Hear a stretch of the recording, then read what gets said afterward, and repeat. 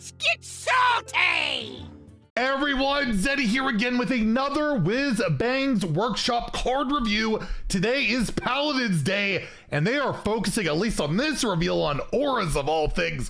What do I mean by that? Well, we're going to take a look. You can actually upgrade them now. Crusader Aura upgraded. Aren't we excited? Anyways, we'll take a look at those cards. If you want to win some of these cards, we have a giveaway going on of 3 mega bundles, 2 regular pre-orders in my pocket. To enter the giveaway, like and comment on the video, link to the description below, the one with that thumbnail there. Be subscribed to the channel. Every 1,000 subs we get until all the cards are revealed, we will add another mega bundle. So hit that sub button, make me go broke. So first, we have a new aura, the most expensive aura in Paladin history, the 7 mana Crafter's Aura. It is a holy spell, so discountable by like that 3 mana 4/3. I think that can make your next holy spell cost 2 less. I think it works. Anyways, at the end of your turn, summon a random 6 cost minion. This lasts 3 turns. So you get 3 random 6 drops for 7 mana. I feel like I have underrated every aura they've made, because they're like all been good, except I actually thought the mech one was going to be really good, and that one has seen like the least meta play lately, although the spell disruption one hasn't been that great.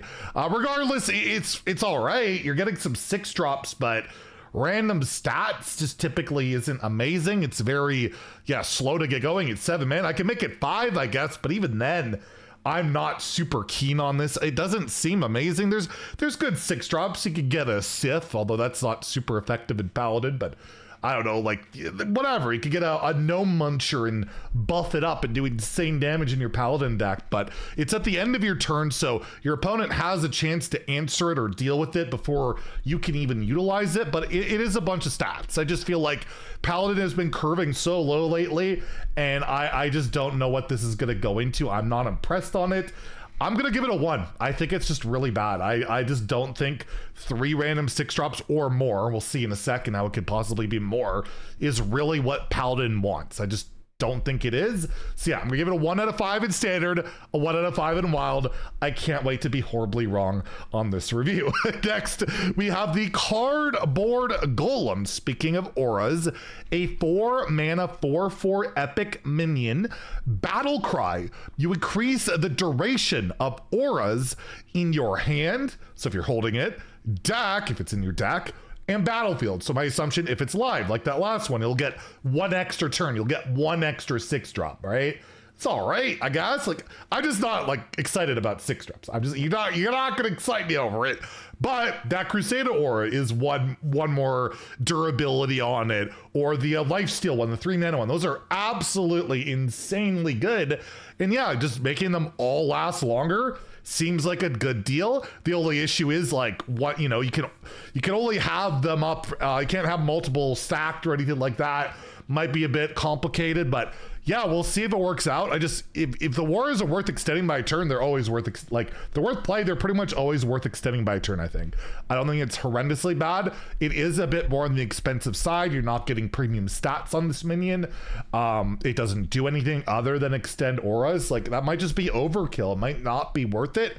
I'll give it a 3. I think it has a shot to make those auras worth it even more, because again, they are some of the best cards in Paladin. I cannot count how many times I read complaints about Crusader's Aura in particular. That is a very loathed card, and I'm very excited or dreading to see what the comments are going to be like. Oh no, it's going to last even longer. But yeah, I'll give it a 3 in standard, and a 2 in wild, where aura is not quite as prevalent. The Lifesteal one's pretty good, in like with Blade Master Samurai is one of the big things there, but I don't think you care about extending the durability super hard.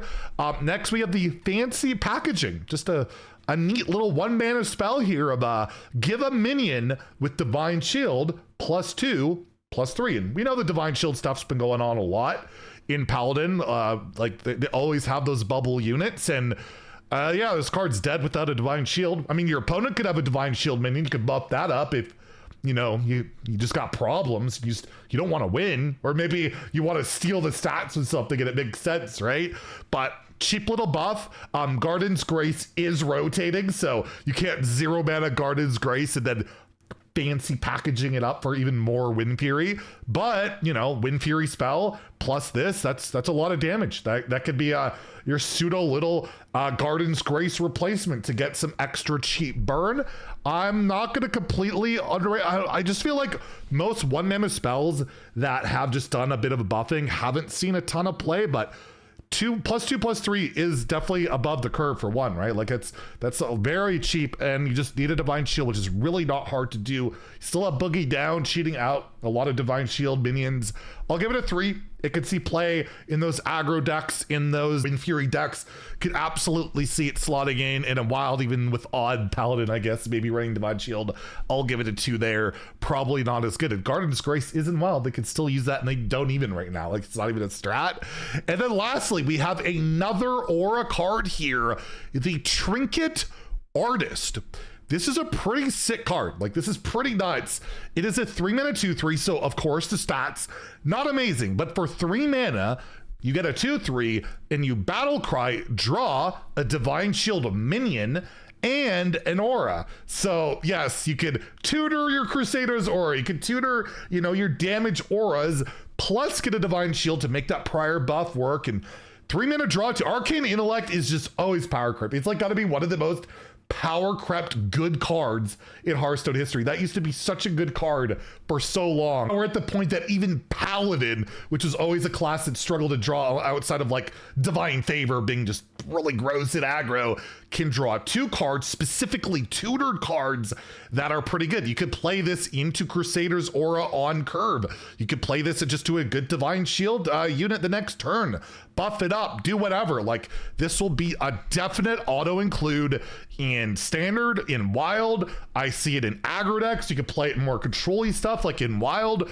The main deck it's good there right now for Paladin is Holy Wrath Paladin, and they would love to draw another Divine Shield minion, and in particular the Lifesteal aura to get your Blade Master Samuro or whatever other rush minions to help you stay alive. It's one of the best ways to stay alive in that deck, and it'll be the same in Standard.